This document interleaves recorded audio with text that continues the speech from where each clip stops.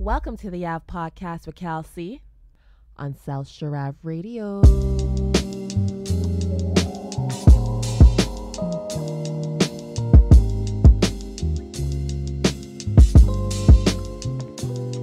Wow. Welcome to SnowCappin, the Snowfall Epilogues, as we capture and try to talk about the series finale of Snowfall, as well as the SnowCappin series that we've been doing on the Ave Podcast. Kevin, man, to wrap this up, what are your thoughts on the series finale? Thanks for having me, Calvin. No problem. Brother man, I tell you, I'm torn. I'm not sure yet. I'm still processing it. It's a lot to unpack after 6 seasons, and I don't know what I was hoping for or if I'm satisfied. I mean, we'll get into it, but like, could he have been put out of his misery anymore? I mean, it definitely wasn't. It definitely wasn't what I expected. I don't think it was what any of us expected, right? But, you know, in terms of what I was requesting last week, in terms of I just want the finale to be good, I think to me I got that at least, because it was good. It was really good. And you know how these things disappoint, especially series finales of shows. Usually it's underwhelming, or there's so much drama in the background of these shows in real life that it actually impacts what we see in terms of the script writing, in terms of the acting, or both. You know what I mean? But you can't say that in either case here. You know what I mean? You really can't. Like this was definitely it was good, but it had, when I say it was not what I expected, it literally did not follow anything that I thought it was going to happen. Like literally down. I didn't even like the way it even advanced in years in terms of like the 3-month period, the 2 years period, another year. Like we got to like 1990. Like I didn't expect any of that either. Like it literally didn't follow anything that I thought was going to happen. Yeah, because they rarely had chronologies like flashpoints moving forward or backward in any episode, right? Yeah, it would just start the year off that way, but it wouldn't go further than that, right? But I mean, unfortunately, we did get to witness, the end of an era, man. It was the end of a beautiful era of television. But the thing is, I like the fact though that it wasn't predictable. To be honest, like. I think we got a more realistic ending on how these things go. They didn't just try to tie up loose ends. The way I kind of look at it now, that like having some time to think about it, was the concern wasn't to satisfy us. It was to tell the story in a way that it needed to be told, no matter how harsh the ending was. It's not always about giving us what we want. Sometimes it's about giving us what we need. And I think we needed that more than we needed a bunch of wins. You needed that, Calvin? I think we needed the harsh reality, because if you remember the whole genesis of why this show was created, by John Singleton, we'll definitely touch on him towards the end of the show. But the whole vision point was they wanted to tell a story about a realistic story about the city of Los Angeles during the crack era, the cocaine era. And I mean, that's more of a realistic story of people just running off. Usually there's jail. Usually it's, I mean, this is probably the harsher point in terms of, not him actually dying or him not like ending up in jail, which is normally the case that you usually see. But the fact that it ends this way is really unique compared to some of these shows that you would see. I think that's why I kind of enjoyed the unpredictability of it. I appreciated it in that way. I did too. In the episode, actually, because I knew it was the series finale. We all did, of course. Obviously, we were counting it down. I was looking for some symbolism. I was looking for some little like Easter eggs and some, you know what I mean? Some nice little tidbits that they may have thrown into it.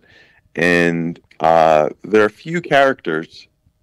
I mean, for all the characters that we knew and loved and dissected and, evaluated and everything, I think a lot of them had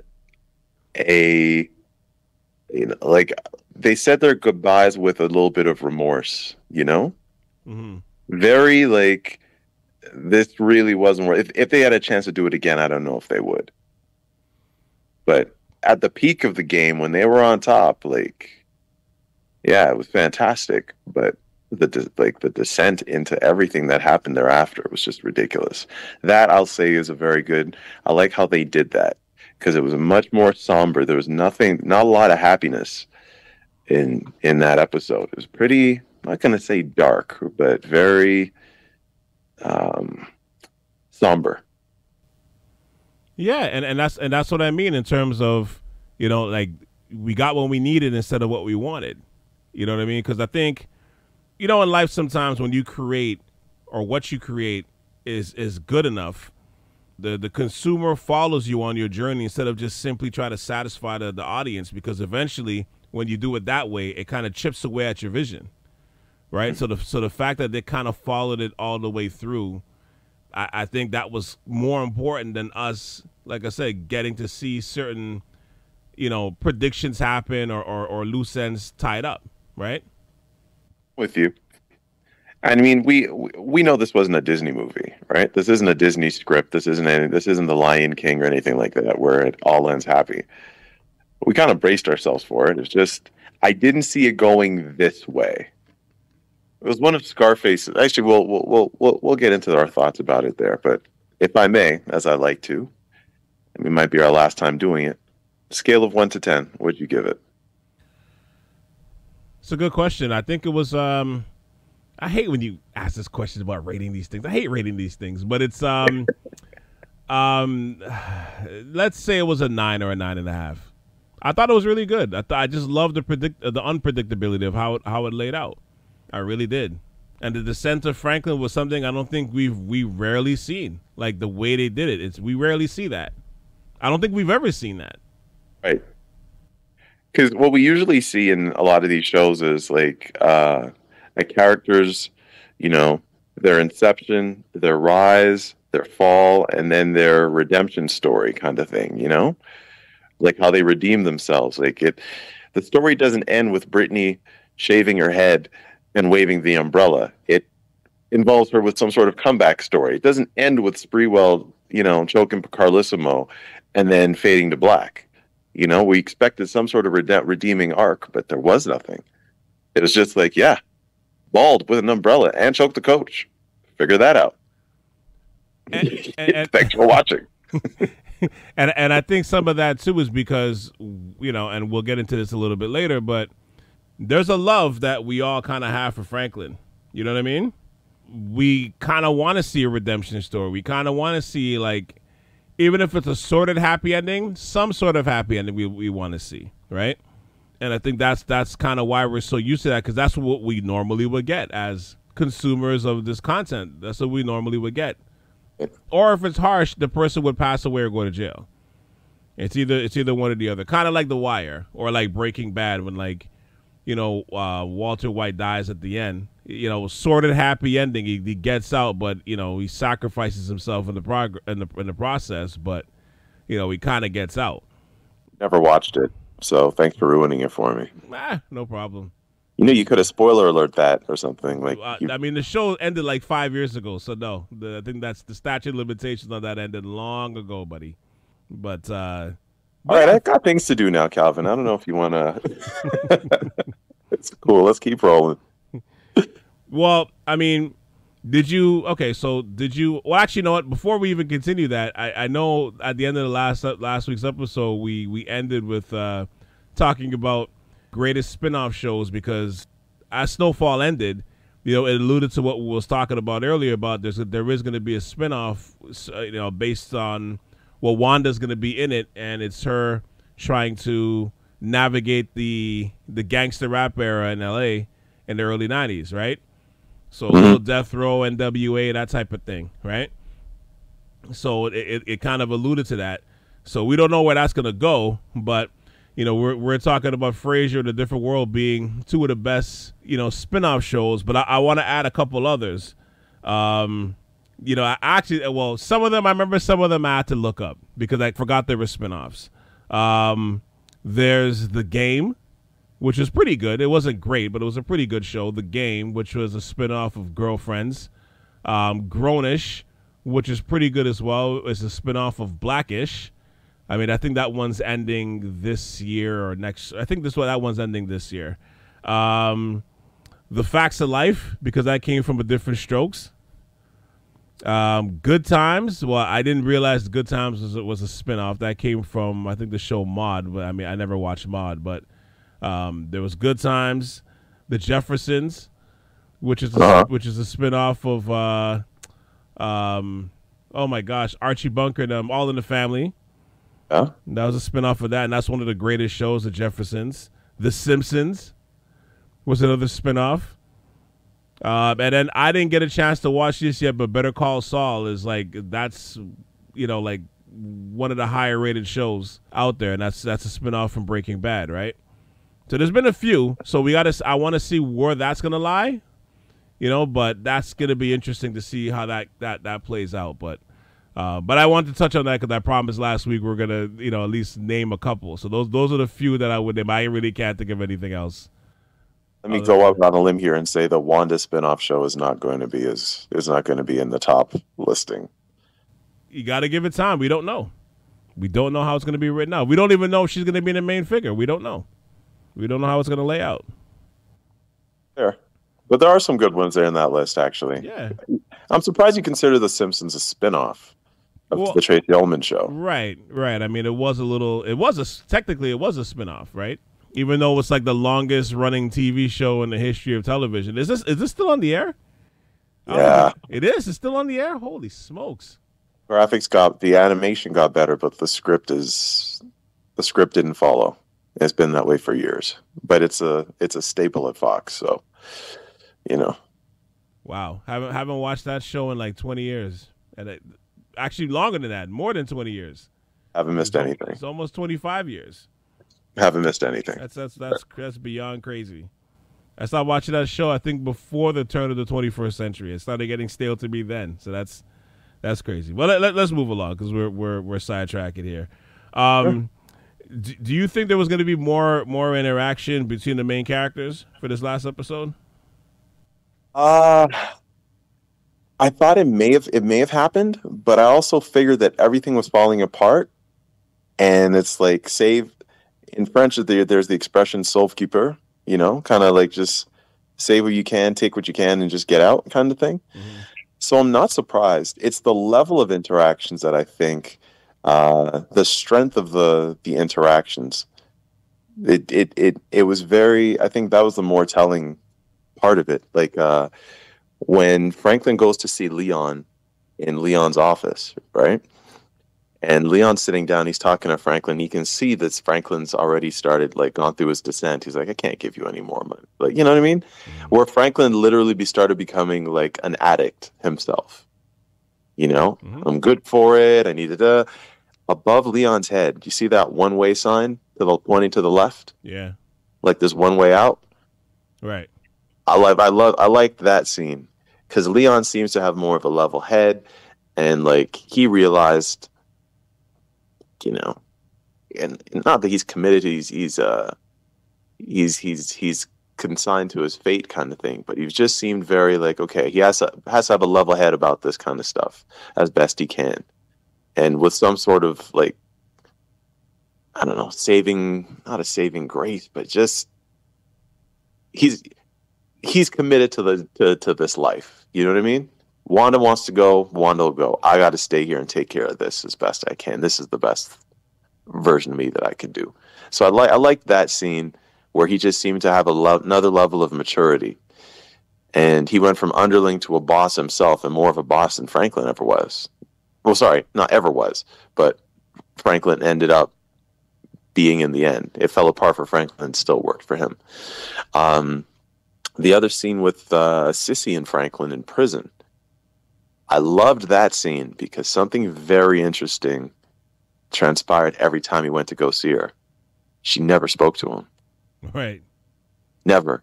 Doesn't matter the time, doesn't matter the, you know what I mean? Even if she's accusing, if he's starting to lash out at her, whatever, she never spoke to him. But she did speak to Leon. And she took to Leon more with the saving motherly guidance, grace kind of thing, right? Yeah. But when she said her goodbye to Franklin, I think at that phone booth, basically, that was it. the loss of your mother's support. I mean, if anything was going to throw Franklin off the edge, I think that hurts more. It hurts more than the money. You know? Yeah, and it did hurt him.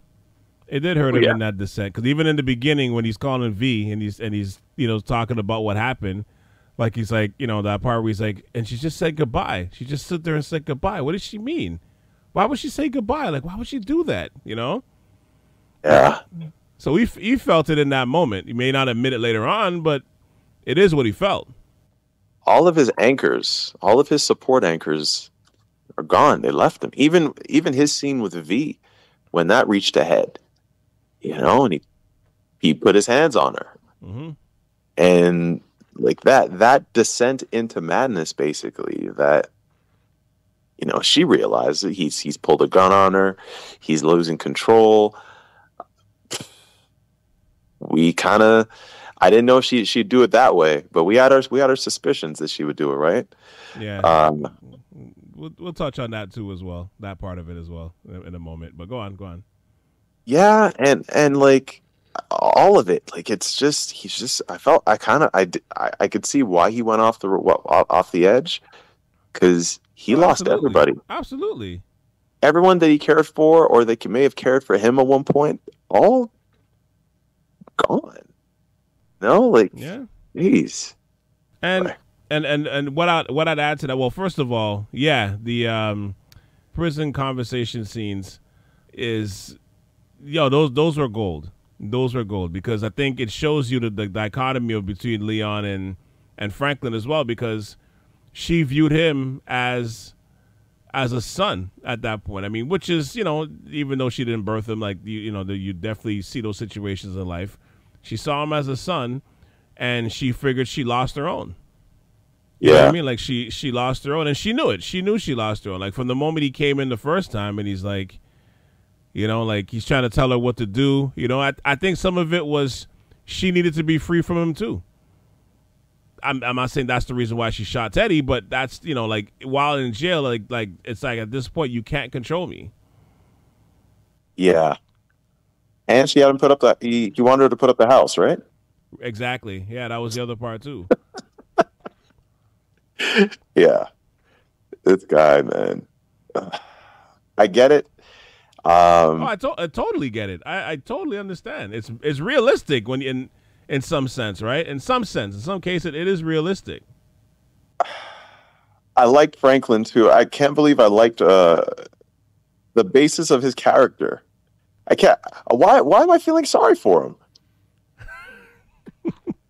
What he did to his neighborhood, man. Like, I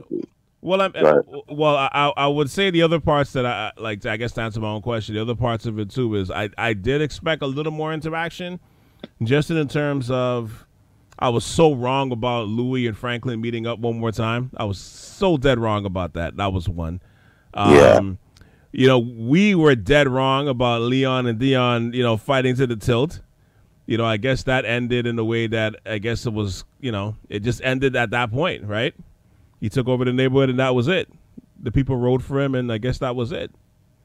Right? So that part was, people rode for Leon, and that was it, which was interesting. We didn't even get to see Oso meet up with his family, which I did not expect that. When he went on his own, I didn't think that was I thought he was coming back to see them. I didn't think he was going to disappear. Like, he basically gave him the money and ran. Like, to me, that was, wow, what a sacrifice. He didn't even come back to meet them. You know what I mean? Well, they're in Carolina or something, right? Right, exactly. And he's in Mexico. It's the safest for all sides. Yeah. In a lot of ways, he played it right. Unfortunately, that is an ultimate sacrifice, right? That's one of the great sacrifices, to just be like, they're not safe together anyway. If anything comes after him, they won't be so closely tied together. But man, I feel sorry for everybody. Like, everyone's like stuck or trapped. Like, but yeah, we were wrong. We were wrong about a couple things. Right about some things too, but wrong about some of them. And which is expected, right? Like, that's what you that's what you expect out of these things, right? You can't call out these predictions. Like, for example, as we're recording, Miami beat Milwaukee when I left to go record this, Milwaukee was winning this game easily. What the hell happened, right? We can't call this thing to call life sometimes, man. No, sometimes you can't. And with these NBA playoffs, boy, don't get me started. No, go ahead. Sorry. Finish your point. No, it's okay. There were some interactions that we didn't see coming. What did you think about the surprise Peaches when Hoodie met up with Franklin? Even Hoodie turned his bank, just been like, yo, this is the last thing I can do for you, man. Top Dog, right? Is that his name? Top Dog? That was his name. Yeah. But the guy that gave him Peaches as the location, basically. When even he's like, yeah, I'm done looking stuff up for you. Like, you got to go on your own. Sorry, Top Notch, not Top Dog. Top Notch. Sorry, yeah. His insider man. Yeah. Who wait, did he pull a gun on him too? Did Franklin pull a gun on him? No, he didn't. Okay. But he just gave him the last bit of information. It's the last thing I can do for you kind of thing. But he gave him Peaches' location, right? So what did you think about seeing Peaches? I didn't have a feeling for him, but I did feel some sort of sorrow and remorse for Franklin at that point, because that was like his last straw. You know what I mean? At having some sort of money, because as you've seen in the scenes before that, everything's coming to head. They're going to take away all the investments that he's had. You know what I mean? They're going to start coming after all these different things now. That's when it really gets real, when you got nothing coming in and these bills are still over your head, right? So, that was his last straw, So, I know, maybe he's thinking he's got at least a couple of million something, right? He could put it back towards those places. He could put it to, put it back towards the investments. He could put it back on the line of credit. All that, right? Yo, when my man opened the safe and there was 12 G's in there, I was like, yeah, that was tough. Geraldo's vault. That was Al Capone's vault, basically, right? Right. But to think that you're going to bank your future on finding a degenerate crackhead that stole your money and ran away, and that was your saving. Yeah. Yeah. That is the ultimate desperation and descent, Mm-hmm. Franklin's interaction with that crackhead too. That was, yo, did you see that coming? I felt that. No, I didn't feel it. And nothing about this episode I saw coming. Calvin, man. Yeah, he just went to the store. Just keep opening the safe. Hey, my man, let me talk to you for a minute. All right, just keep opening the safe, man. Yo, what the? Yeah, I felt it for Miguel, man. I felt it for the guy. I'm sorry. That was harsh. Oh, the guy just came to just do a quick job, thinking nothing of it. Who knows? Who would have thought he would never come home after that? The Franklin's laugh of madness after he revealed there was 12,000 in there, and he's like, "Yeah, just F it, just take it." But there are two times where I felt like Franklin's isolation and pain more than the entire episode, basically.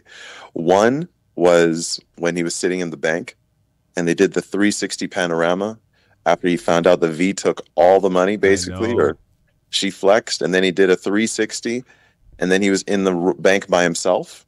And he was talking to himself while... before he answered the question.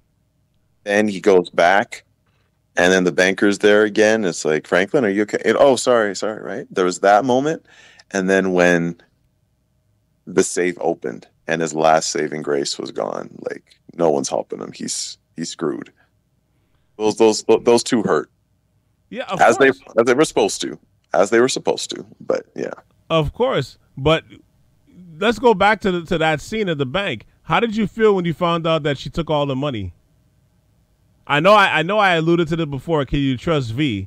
But the answer is yes. She did show herself to be a writer. But at the end of it, when when it all fell down, like Kanye's first album, that song of Kanye's first album, you could see, she resorted back to the she did what I can't say she did what she had to do, but she resorted in a way where it's like, damn, so you were kind of right all along, but geez, that's not the way. It was still on him. She went. She was fight or flight, and she went flight. Alvin, self-preservation, please. I get it. How did I feel? I felt the same way that Franklin did when he spoke to Teddy.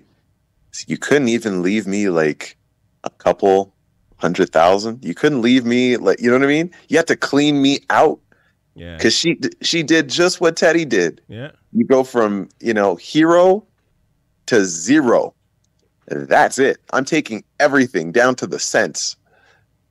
And I'm not telling you about it at all. Like that is that was harsh. You're right. She didn't even take like half. Nah. She refied, signed, or whatever, and she just left with like 800,000.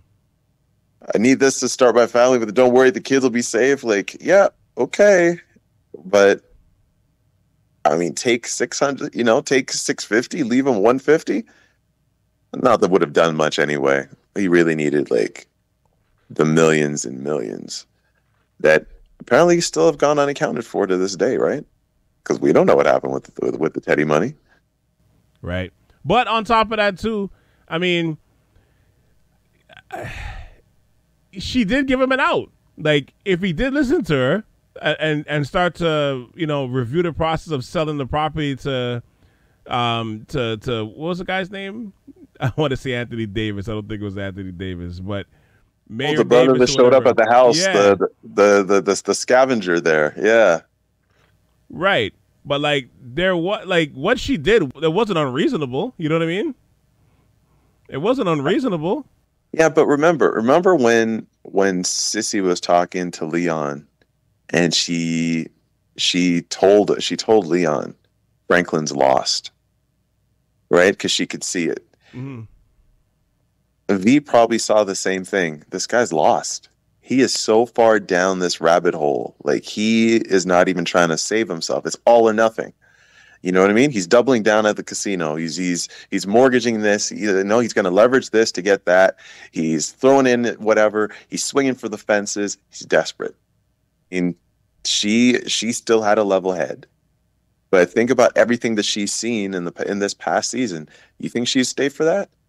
He's pulled a gun on her. He's having night terrors. He's having nightmares, palpitations. He's getting this. He's getting beat up by Louis. He's staging this. He's torturing an agent. He has the KGB agent tied up in the other room. None of this seems very secure. It's almost like when you have a pet dog or a pit bull. And everybody's like, the pit bull's getting dangerous. And you're like, that's fine. Rover's fine. Rover's fine until Rover bites your leg. Yeah. I think that's basically what happened, right? He snapped. Like, he snapped. And it's chronicling his descent, I think. If you add it all together from Franklin at his apex when things were going good and he had a level head, and you know what I mean? To this degenerate Franklin that we got, I don't blame her for leaving. It hurts, She still didn't have to take everything though. Like, that was harsh. What was Franklin going to do with $200,000? I mean, something. Eat, eat maybe, buy clothes. No, I think the end result would have been the same. It just would have been no. She knew. But yeah, co-signers, eh?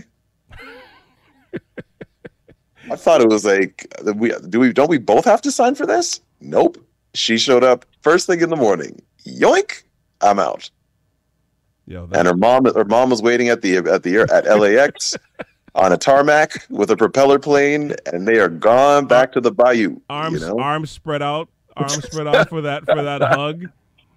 Oh yes, the suitcases in the trunk. She's out. But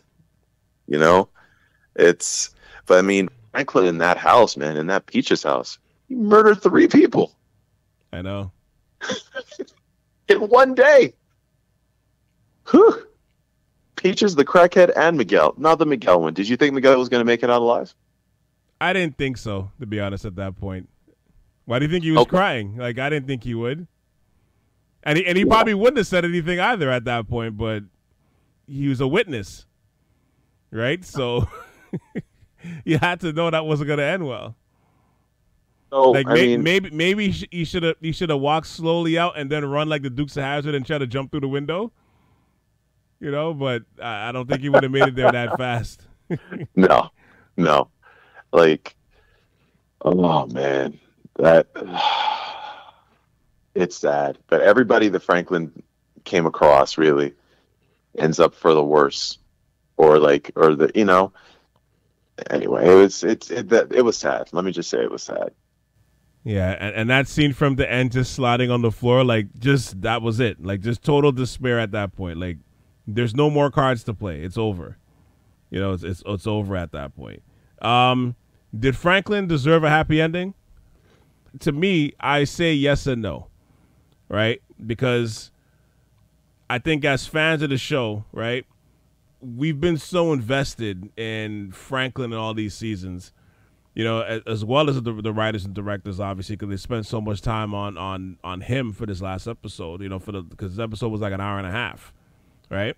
I think we would have, realistically, I think we would have wanted to see him kind of lick his wounds and just start a new way of life with the remaining assets that he had. You know, like the whole thing, the whole character of Franklin was that he was always 2 steps ahead of everyone else. So was always calculated and was really smart about everything that he did. And, you know, and even though he was becoming more and more unhinged, he was still, throughout the season, still moving like a chess player, moving things around like a chess player. But at the same time, I mean, he did have a hand in destroying his whole community and neighborhoods with crack and cocaine. You know, for forever changing the community, right? Like his right-hand man saw it, his mother saw it, his girlfriend, his fiance saw it, but he didn't see it because this was business for him. And after years of flooding the streets, the water got so high and so rough, like he couldn't swim through it. You know what I'm saying? Like based on his descent and not adhering to like any of the remaining not adhering to any of the remaining red flags and exits at this point, karma got to him. You know, so I don't think he deserved a happy ending when you look at it that way. He could have avoided it, but he didn't. You know, and this is his demise. So, in a lot of these kind of shows where we have no matter what they're involved in, they still become our sympathetic characters, right? In any mob movie, like, do you feel sorry for in The Godfather or in Goodfellas when you know what they were doing? You saw them murdering people, having drinks, living a good time at the demise of their community or whatever, doing illegal activities. Do you feel sorry for Scarface? You know what I mean? When it all fell apart for him too, were you rooting for him to make it out? Sure, but crime can't pay. Otherwise, it would encourage everybody to start committing crime and get their happy ending, right? Mm-hmm. So, like, yeah, the drug game is it is that. It's merciless. I get that. Was I hoping Franklin? Because he was at the mountaintop, man. You're still feeling it. Yeah, man. And it's just like nobody cares. Like even though he was a legend in his street, like in the streets when Leon went to go visit him, and the kids on the street are like, "Yo, you're going to that house?" The crazy guy inside. This guy's crazy.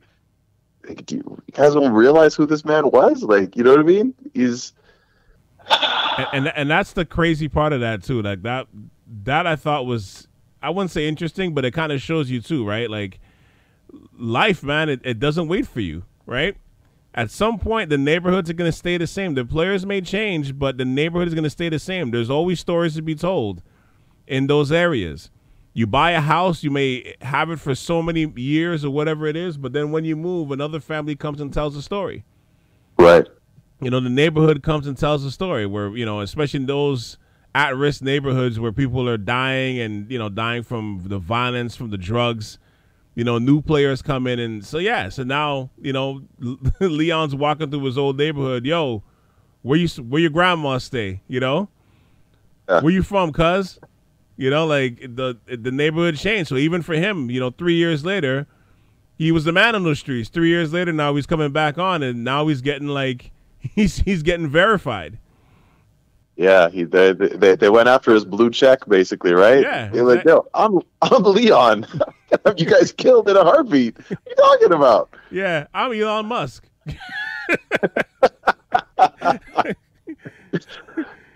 But you're right. Like the neighborhood does change, the characters change.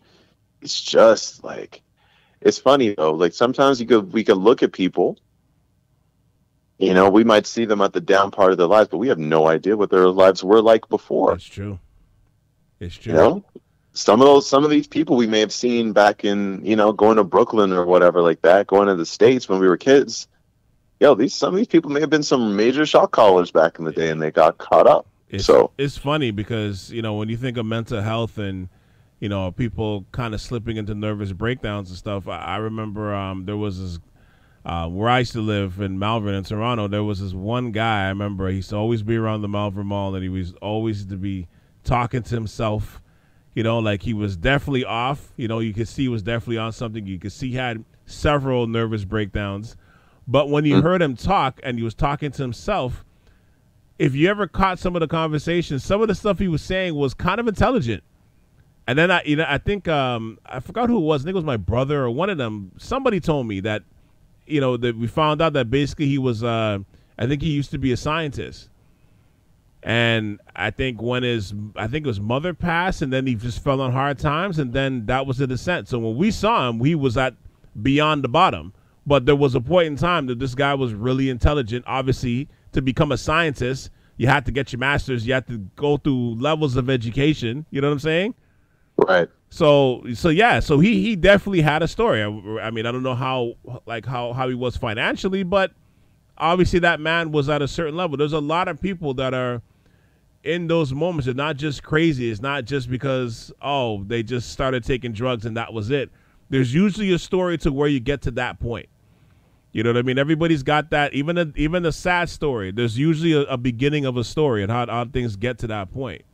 So 3 years later, for the new generation to see like Franklin, you know, in that moment, or see him the way he is, and just like, to your point, like, you're gonna go see that guy? Okay, you know what I mean? Like, good luck. Yeah. Like it's harsh, but like they and you can tell they have no idea that this guy had $73 million in his account, and he was working with the government. And he was like, he was on his P's and Q's, and he had a lot on his plate, more than Tyreek does in Power Book of Ghost. You know what I mean? Right. Balancing midterms and and running a drug empire on campus. No, this guy was all over the place with a plane. And on Wall Street. Yes. Yeah. But like, yeah, he had planes. He was international. He was meeting people. He was murdering people. He was welcoming people. He was establishing a network. He like all of it. And it's just like, for what, Franklin? Damn unhappy ending.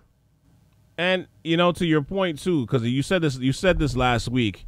You're talking about like how, and you mentioned it today too, like you're talking about, you know, his addiction, right? And his addiction wasn't the bottle, you know, because that came afterwards to cope with the pain and the loss of everything that he had, of losing everything. But he was addicted to the money in ways that was as harsh as the drug-filled environments that he created. You know, and I think that addiction, obviously, more than anything, made him literally lose everything that he loved and everything that he owned. And I got to shout out, I'm going to shout out a friend of mine, Batch, who I was talking to, shout out to my boy Batch, who I was talking to earlier this morning about this, because he finally watched the last episode. And, you know, he mentioned something, and I'll mention it here. So if you're listening, Batch, yes, I'm jacking your point right now for the sake of this pod. But, you know, he brought this point to me, and I'm like, yo, I never even thought about it like this. But it's like, it was deep because, you know what they say, the apple isn't far, far from the tree? Yeah. And the journey might have been different. Even years that, you know, like you can see he still never learned from, you know, from the lessons, but the life basically came at him full circle, because at the end of it all, you know, he became what he despised. Think about it. He became his father. Oh man. The journey, the journey was different, but the end point was the same. Like Alton came from fighting the man, Franklin came working with the man, but the end point was the same. I think that message may have gone over Franklin's head, but shout out to Batch for getting that right. Actually, that went over my head. I was like, damn, I didn't even think about that. Like, shit, it's so true. At the end of the day, he became what he despised because he despised Alton. Did well? He abandoned. He left the family too, right? Yeah. And just like how Franklin is separated from his. So she's, you know, it's funny, and she's talking about breaking the cycle, but it's not really broken. He kind of repeated it. It's just she did it different, right? she did it in a V did it in a perspective of having some money, and you know that's the way she's gonna break it. But the ending for at least that side of the family, and think about how broken that family is. His father's dead. His mother's in jail for life. His uncle, who he loved, is dead. Who the hell knows where Louie is? She smells like a stable right now. You know, in the stables, man. She's in the stables. Still in the stables, though. At least she's still in the stables. And then, you know, Leon went to go live his life, right? The implication is that he did eventually follow his wife to Africa, right? He kind of did what Sissy, you know, advised him to do. He's the one that actually took him, and Wanda took Sissy's advice. They're the ones that listen. Ironically, nobody else in her family did. Go figure. Nobody ever listens. Yeah. Point. I mean, so let's think about Sissy here for a second. If I'm just wondering, what do you think would resign her to being like, my husband's dead, my son is, you know, my son is clearly off his rocker. He's lost now. You think she's punishing herself? I don't know if I don't think she's punishing herself. I think she just resigned that. I mean, you can see there was a change in her. Like I said earlier, before in the earlier episodes, once she removed the extensions and she had the afro, and she was kind of looking like she was going back to that Black Pantherish roots.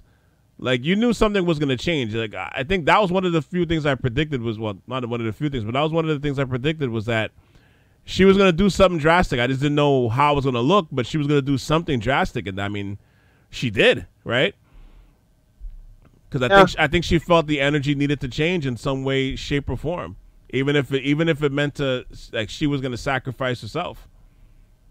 That she can no longer be a part of it. Right. Like, I think that was the last resort. Right? I think that was the last resort, but like, you know, but she was willing to go there if she had to. And, you know, at the end of the day, it's like, it was just to separate herself because, I mean, she didn't save her family at that point. Like, her family was done. Do we think the KGB agent's all right? Yeah, I think they went to Dunkin' Donuts somewhere and they kind of resolved things there. Did you feel sorry for him at all? No, I didn't actually.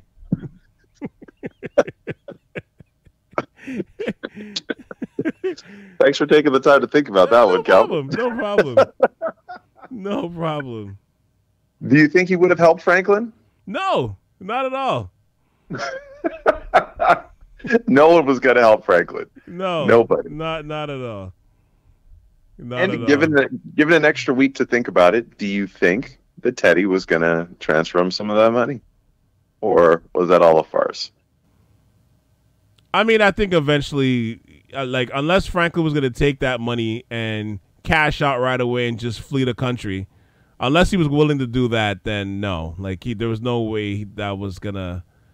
I mean, he burnt his chest off. There's no way he was going to live that down. Right. You know what I mean? And Louis did nothing like that. And they found her up in some Montana stable or something like that, right? So, yeah, they would have gone after him. They would have gone after Frank. And there's nowhere he would have been able to hide that money either, right? Because he had Franklin's info at that point, so he knew all of his accounts and everything. So, yeah. I don't know, man. Well, I'm heartbroken about some of this. It really is like the scene, if I may, the scene where Leon goes to see Franklin, right? And he tries to save him, and he offers him help. We can use your help at some of the community centers or whatever like that. And Franklin's just like, yo, you got $10. Yeah. And he gave him 20, and he goes in to buy himself a little something, right? Like, Franklin not even have $10 to his name, you know? And again, the Franklin went from the long-term view, the long-term big picture guy, to, you know, at the end of it all, the short-term desperation of, do you have $10? Like, he didn't give a shit about anything he said. You know, he could have got paid and got more money. You know, he didn't even think about any of that. The thing was the money. Yeah. The immediate money. Because now he's now living in the now. There's no plan. There's no savings. It's just survival. You know? And what did he buy? It wasn't fruit or groceries or anything like that, was it? No. Was it a Ford? Well, crushed grapes.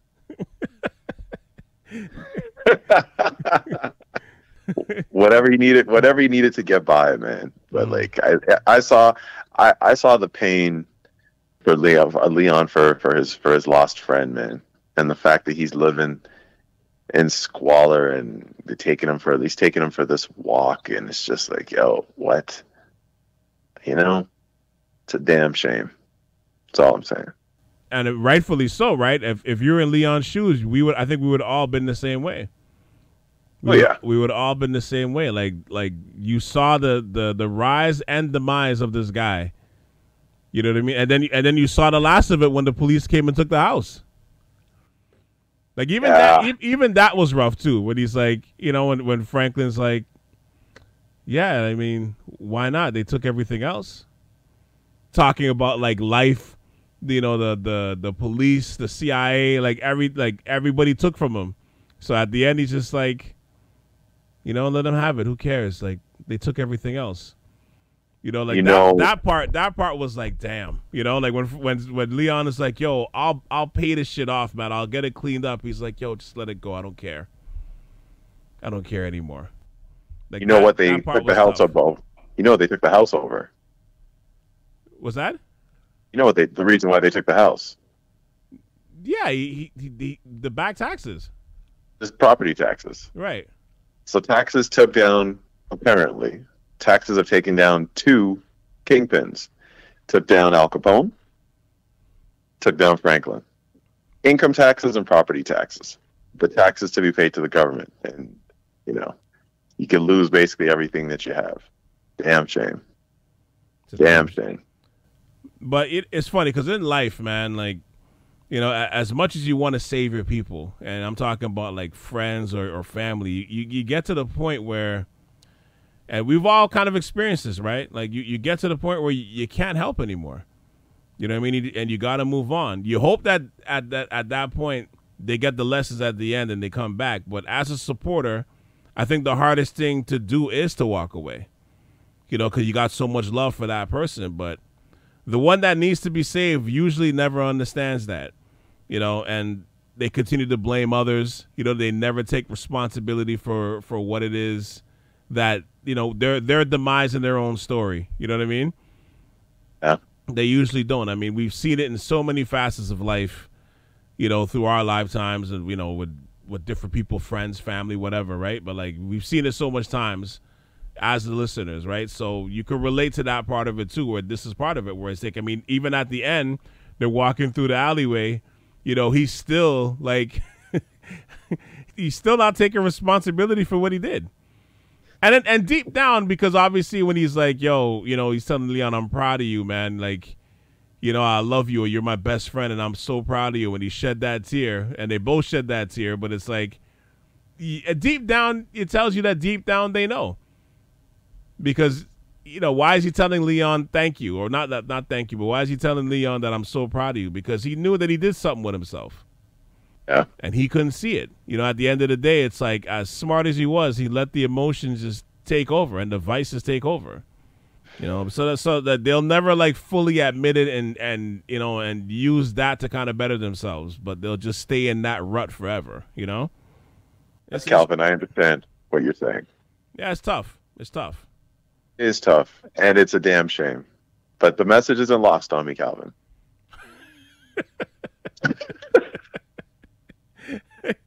But another thing I gotta. Oh, sorry. What was that, Calvin? Sorry. Continue. No. I was just gonna say that like the other part was, man, Damson Idris, man. That was a great. Man, he did a great job. Like as harsh as those last 5 to 10 minutes were, when he's living in squalor, like as harsh as that was a great job. Right. I don't think a lot of people have not everyone has the range to pull something like that off. Because he's played, the happy-go-lucky school kid that just got introduced to the game. Then he's played the what is this? Then he turned into the calculating mastermind. But to play like the degenerate, alcoholic or down on his luck wino kind of like to play that role the way he did. That is method acting. Like that is a masterclass. I think I was impressed as well. And shout out to the props or makeup department to give him pink eye as well, and the pookie teeth. And the pookie teeth. Yep. Yeah, because those were good touches, man. Those were all good touches. Like his wardrobe, because he used to be wearing black all the time. When he was on his business, running the streets. Now he's just tattered. He's dressed like the Brooklyn Brawler. Like. Mm-hmm. Yeah, it was really he did earn his keep, and he did the character justice, I think. Sexy chocolate looking like me, can't figure it out. like even they laughed and even I laughed at that. I was like, wow, this is some good ass acting. This is some good ass acting right here, man. I loved it. I loved that whole part. That's what I said. I watched at the end about 10 times, man. But you know what? I guess to kind of wrap this up here, let's talk about John Singleton, man. And it's a given that this show adds to his legacy. Obviously he passed away, but how do you feel about how the directors and the writers kept the spirit of the show intact? Loved it. There's sometimes you have some fitting tributes, and the tribute that they had at the end. Where they walk past the set. And it's like, I heard they're shooting a movie here or something, right? And I was like, oh, that's like one of the best Easter eggs. You know what I mean? Because we were around when that movie first came out, when it first dropped, right? Mm-hmm. So we'd heard the rumblings for it. But to see, like, give us a moment, it's like a full circle kind of thing, right? His intro movie and his exit show, like his last project.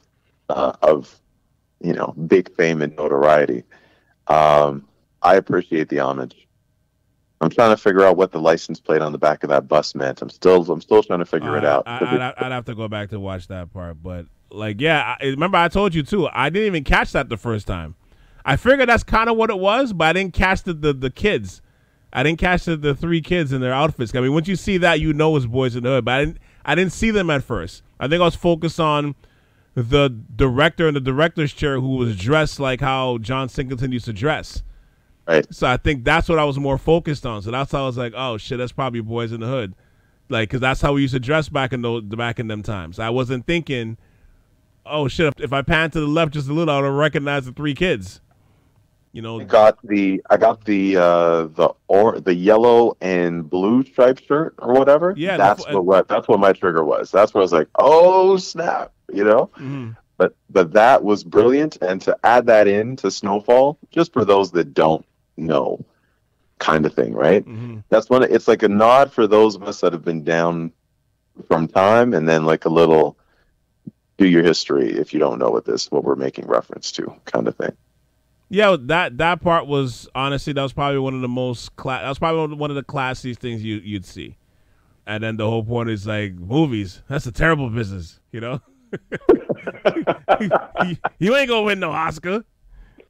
Yep. Like that was Kevin. That was that. I mean, that took 30 seconds, but that was fire. That was straight fire. Yeah, what's the word I'm looking for? The homage, I think, all of it, and the little puns and the little jokes, like, because I figure it would be so much of an emotional scene wrapping this up. Like you're filming the last scene of this epic, of this project, and like, yeah, I'm sure some people, got a laugh or had a tear or something like that. Or it'd be funny if we found out that was ad-libbed, Mm-hmm. But just like a nice little, it's a great homage to John Singleton's work. And, to my earlier point, though, when you sketch your vision out and people believe in it enough, it has a chance to go further than you may even envision it, right? So when you've been doing it for over 30 years, you get certain concessions that people will follow you, and I think by laying out his initial vision, where depicting the story of LA in the 80s when it, in the hood, when it came to like the cocaine and the drug era, to be able to creatively follow within that spirit to me is the point of it all, man. Like, and I think it's truly amazing that you could put out or create anything that has the ability to outlive you. Like, that's a testament to your greatness. Like, even if it's just one thing, man, like, that's still amazing. But when you could create quality work that stands on its own, to me is beautiful, man. It's beautiful. And to me, that's the point of it all. So, like, just to touch on the bookending of that scene is, like I said again, that's extremely classy, but also what a way to honor that vision that he had from 30 years ago to come back and circle back to come back to this area and do it again one more time in a completely different way in all aspects, right? I think the directors and the executive producers, and the actors as well, I mean, let's not get that twisted. They honored John in that way. So now we're talking about this show in a way where it's like, okay, whether you want to rank it with The Wire and Breaking Bad and those type of shows, even if you don't even have to play the whole ranking game. Like, honestly, like, I think now you're going to talk about, like, with this episode, I think now you're going to talk about that show with those other shows, with those classic shows. It's going to be like within the neighborhood of those shows. That absolutely, they may be on the same block. They may not, maybe The Wire is a mansion and this one's a very nice house, but we're still going to talk about it in a glowing respect now. And he went from movies to television. Two different, all entertainment, but different media, like different genres, but spacing it out, telling a similar story. It was in the hood light, in terms of, well, not light, but it was, what's the way I can say this? He found a way to, like, keep the story going. And I actually do have a question. Is there a John Singleton Boulevard, street, or avenue in Los Angeles? No idea. Or in no clue. You'd have to look that up. Wouldn't it be apropos though, if, especially for the neighborhood that he was in, that he should get his own street? I mean, that goes without saying, obviously, but I mean, to me, I don't know. Naming a street after you is great. Don't get me wrong. Don't get me wrong. But I hope that's not all they do. If you're gonna do something like that, that's all I'll say. I hope that's not all you do. Would be a great start, like the street he grew up on. Because Gaetan Boucher has a street. This guy mentioned Gaetan Boucher. I'm telling you. Granted, different, but like we're talking. You could have named so many different streets: Malcolm X Boulevard, Martin Luther King Boulevard. It's Gaetan Boucher. The subtleties, Calvin. It's the nuances. Oh my gosh. I wanted to show the the scope of my knowledge here. But yeah, other people have streets named after them. I think John Singleton Boulevard would be a great idea. I mean, I'm not disagreeing with that. I'm just saying I don't. I mean, it could be done. I don't know, right? I have no idea. But like I said, I just hope that's not the extent of it. I think he has. I'm pretty sure he has he's in the Walk of Fame, the Hollywood Walk of Fame, I'm pretty sure. But, you know, I think the last way to honor him, too, part of it would be the awards that this show should win. Because it should definitely win some Emmys. Like, I think that goes without saying. It has to win some sort of Emmy. I think that awards would be good. I think hopefully, if there is one, some sort of scholarship fund or, some sort of some sort of allocation dedicated to him and directors of the future. I think that might be a little bit. I think that would be apropos. Yeah, for sure. And the other thing that would be apropos is picking another name of the Gaëtan Boucher. I can't get over that. The subtle things, Calvin. Subtle things. Because they changed the name of that street so quick. So quick. Still alive. They just whipped, I just like, what? Really? Okay, so for those that are listening that is not aware, there's a street in the where we used to live that's called Gaëtan Boucher after the speed skater that got the gold in the 80s. This is what Kevin's referring to. Just so you're like, what the hell are these guys talking about right now? Thank you. Still the right podcast, by the way. Thank you for doing that, Kevin, by the way. That was definitely needed. The Gaëtan Boucher reference is definitely needed in Snowfall. Thank you. That was awesome. Excuse me, but South Shore Ave, I think, again, it's fitting. Oh, okay. All right.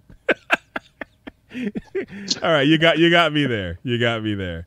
No, but I guess to wrap, like, honestly, it's funny. Like I said, I watched the ending like 10 different times, man. And, it's thinking about, just thinking about what you do and the work that you put out, man.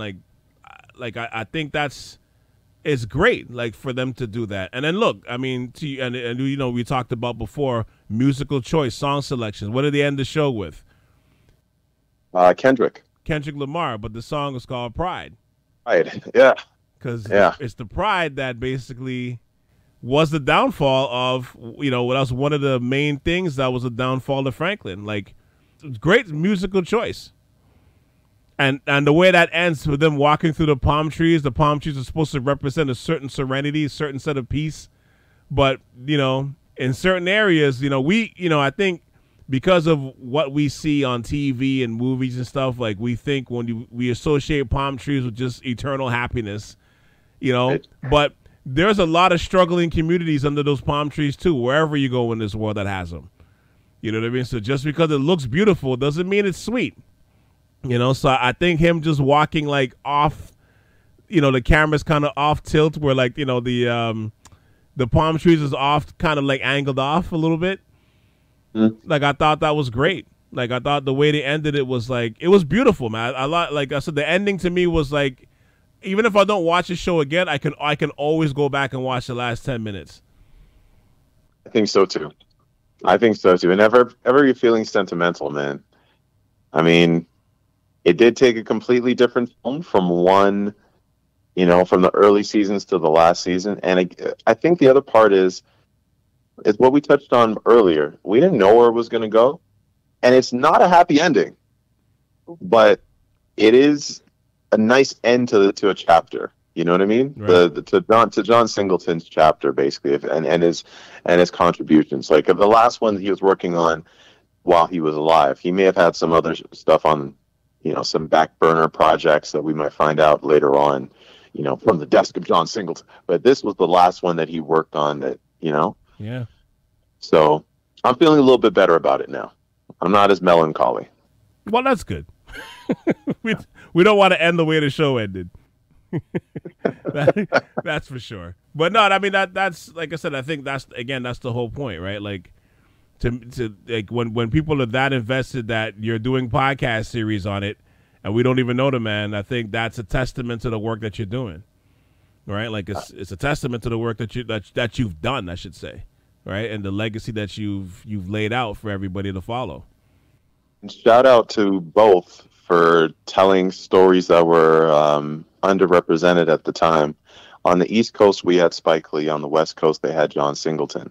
Right. But both had the vision to put cameras to the realities and storytelling. Storytell for sure.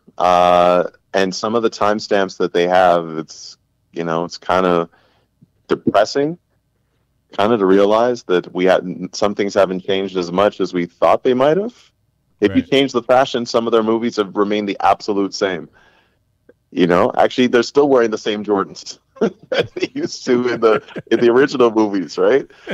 But to tell the stories and the things that were because this is a pre-internet era, so it would just be rumor, speculation, and hearsay until you find out, okay, this kind of stuff is happening on the East Coast, and this kind of stuff is happening on the West Coast. This isn't an isolated kind of thing. Right. It's affecting all communities.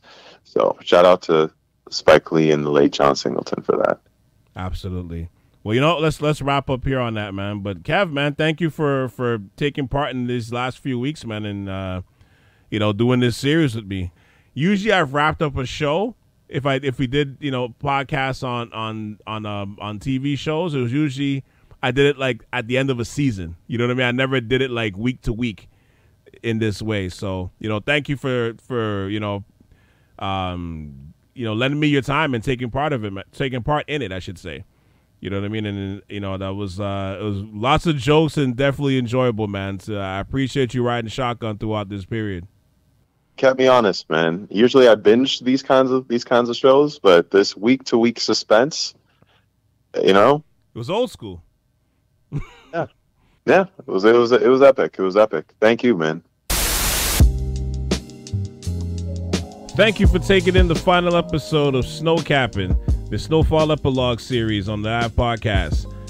Man, it was a great season with a lot of twists and turns, and more importantly, the reason why I wanted to celebrate this is because I'm a big believer on celebrating great, if not quality, black content, black talent, and black creations.